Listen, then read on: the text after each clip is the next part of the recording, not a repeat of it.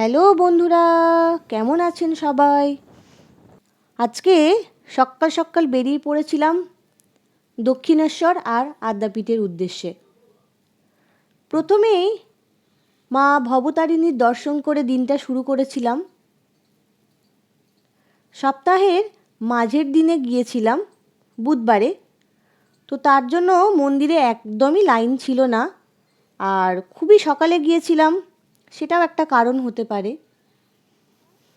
খুব ভালোভাবে আমরা মাকে দর্শন করেছি, পুজো দিয়েছি।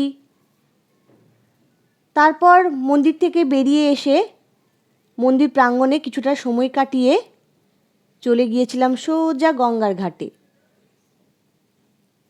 যেহেতু বাড়ির থেকে স্নান করেই এসেছিলাম, তাই এখানে আর স্নান করিনি, তবে গঙ্গার জল ভরে নিয়ে এসেছি। যখনই যাই তখনই ভরে নিয়ে আসি মা, শাশুড়ি মা এদেরকে দেবার জন্য। আমি নিজেও বাড়িতে রাখি।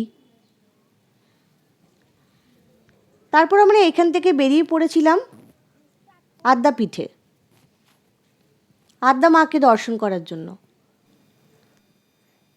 তো দক্ষিণেশ্বর থেকে আমরা চলে গিয়েছিলাম সোজা আদ্যাপীঠে, কারণ আদ্যাপীঠের মন্দির কিন্তু 10:30টার সময় ওপেন হয়, আর 11টার সময় কিন্তু মন্দিরের দরজা বন্ধ হয়ে যায়। মন্দির চত্বর খোলা থাকে, আপনারা গিয়ে সেখান থেকে প্রসাদের কুপন কেটে আপনারা প্রসাদ গ্রহণ করতে পারবেন। কিন্তু মায়ের পুজো দিতে গেলে কিন্তু 10:30টার আগেই কাউন্টারে পুজোর সামগ্রী জমা করতে হয়। তো আদ্যাপীঠে গিয়ে আমরা প্রথমে আদি মন্দিরে পুষ্পাঞ্জলি দিলাম। তারপর যথারীতি 10:30টার সময় মন্দির খুলে গেল। আমরা আদ্যা মাকে দর্শন করলাম, আরতি দেখলাম।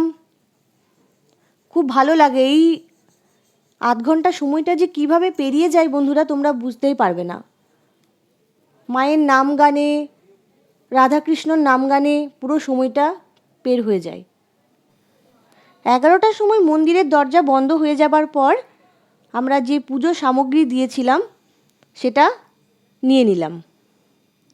তারপর এখানে ভোগের কুপন কেটে নিয়েছিলাম আগেই, যেটার মূল্য হচ্ছে 80 টাকা। এখানে প্রসাদে অনেকগুলো আইটেম থাকে, তার মধ্যে আমি কিছুগুলোর ভিডিও করতে পেরেছি, আর সব কটার নাম আমি বলছি।